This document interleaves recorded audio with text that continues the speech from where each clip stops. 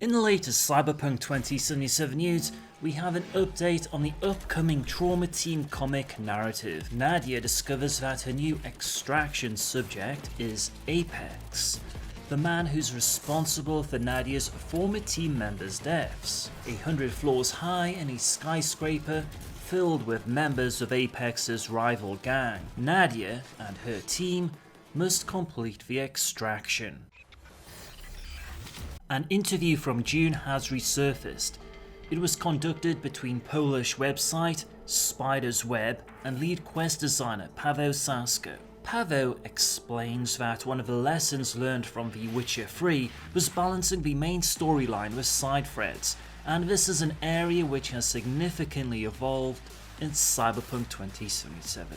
In Witcher 3, apparently some players thought the main plot was too long, hence why in 2077 there will be greater flexibility. To achieve this, the side threads can potentially modify the critical path to such an extent that it can dramatically impact your experience of a game and the endings you receive. Paweł cited the example of V's relationship with Jackie Wells being very different depending on what life path you choose, and this effectively has a butterfly effect on the rest of the game. Now, there is a line in this interview which will generate a tremendous amount of clickbait, so it's important to be cognizant of it. In Polish it's taki sposób, że możesz w ogóle nie ukończyć głównego wątku. In English, an approximate translation implies you don't necessarily have to complete the main narrative. Paweł was then reported as saying you can end the game and receive completely different epilogues depending on the choices you make. The original text is on screen, so if any of my Polish viewers wish to comment on it, be my guest. Some commentators just cut and paste this line into Google Translate and ran with the story. You can finish Cyberpunk 2077 without completing the critical path.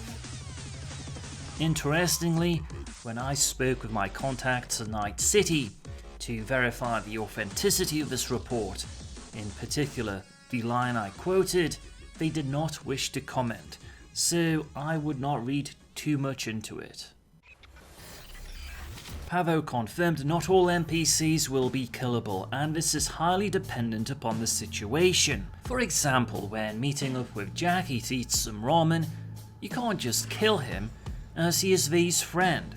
It would not make sense at that point within the narrative. Another element Paweł would draw attention to is that your initial life path, while influential, will not determine the outcome of the game.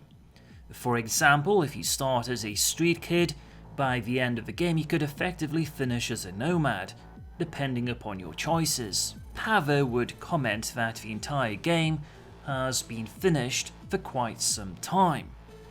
As far as the narrative, no additional material is being added or removed.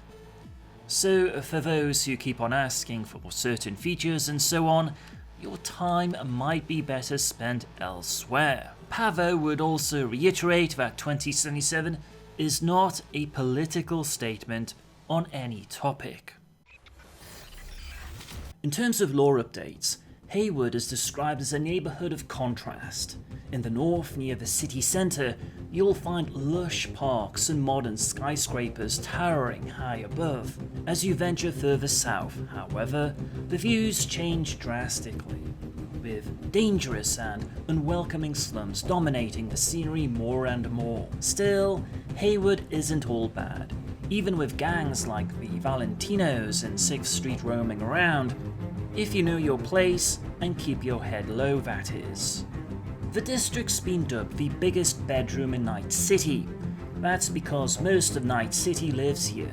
The richer parts of Haywood are primarily occupied by corpos. For every rule, there's always the exception, an odd soul from outside the corporate circle that on occasion manages to score an apartment here. The rest are just happy they get to live in Haywood, with their only realistic alternatives being Pacifica or the industrial wasteland outside of the city. Wells Springs is the safest part of Haywood, full of working stiffs and underpaid corporate employees, pretty much your run-of-the-mill American city. After Night City got taken over by corporations, the government moved to Glen. It's now a state-owned sub-district with a town hall, mayor's office, court, and for what it's worth, a big NCPD station. And then there's Vista del Rey, the poorest part of Haywood. It's heavily underinvested, ridden with crime, and slowly descending further into chaos, with residents moving out and gang members moving in. Finally, if you only follow me on YouTube, you might have missed this gem I made on Judy Alvarez. And it was also Shermie Lee's birthday on the 19th.